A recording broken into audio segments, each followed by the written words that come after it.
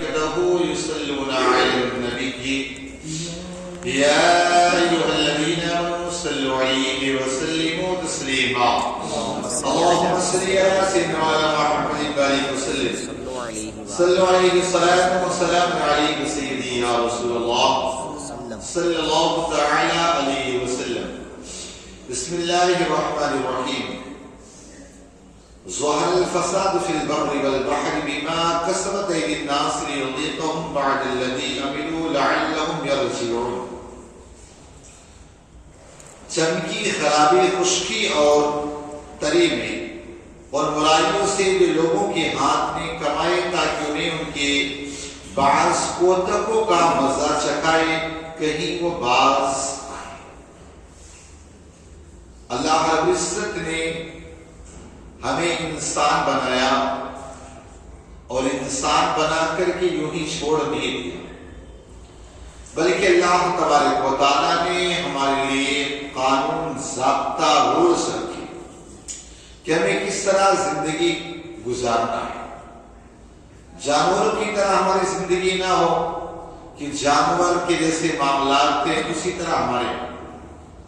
اللہ نے ہمیں عقل دی، سب کچھ دی. امام غزالی رحمۃ اللہ علیہ فرماتے ہیں اللہ تعالیٰ نے تین طرح کی مخلوق پیدا کی.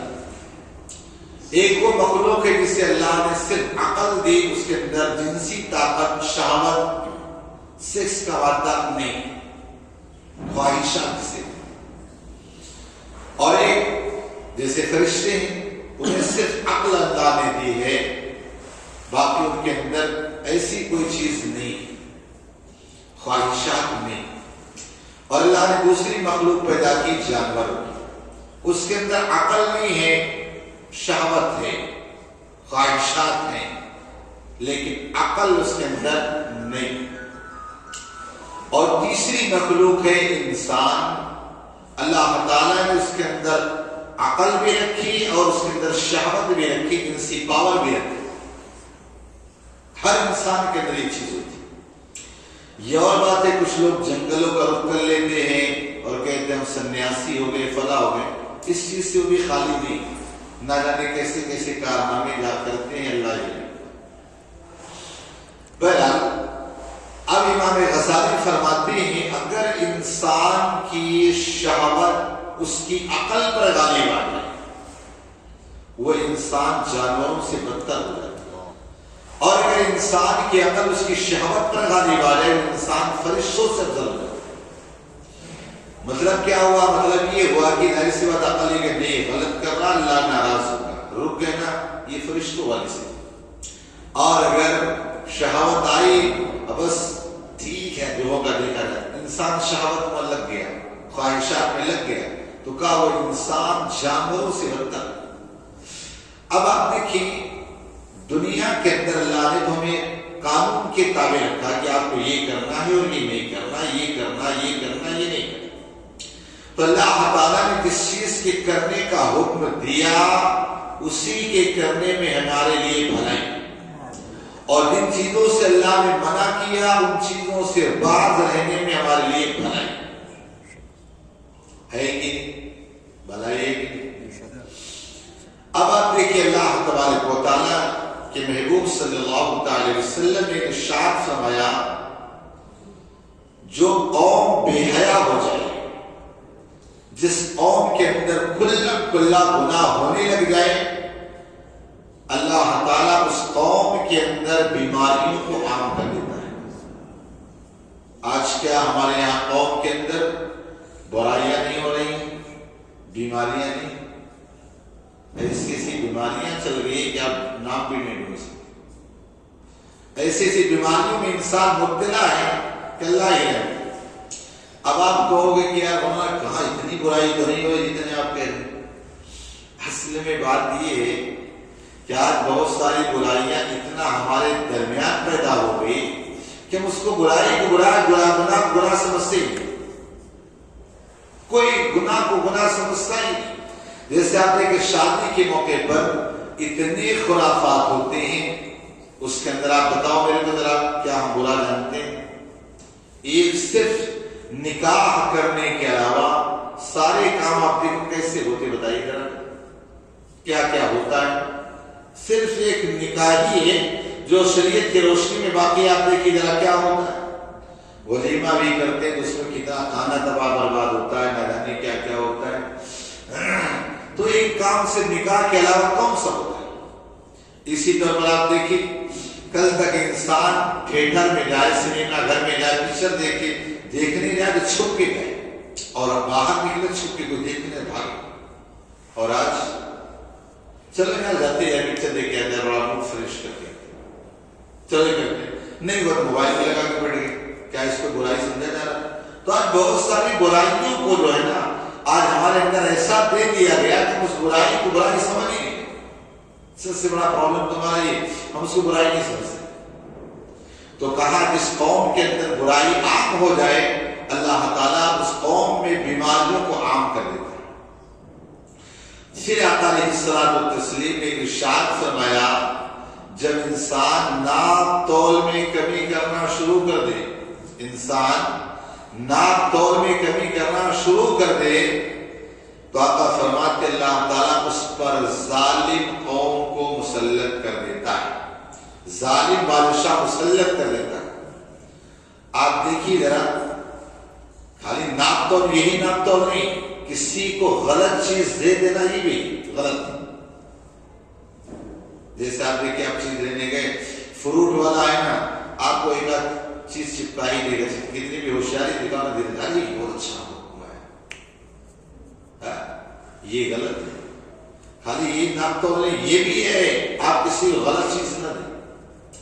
جب دیں گے تو ظاہر سی بات ہے ظالمی مسلط ہوگا.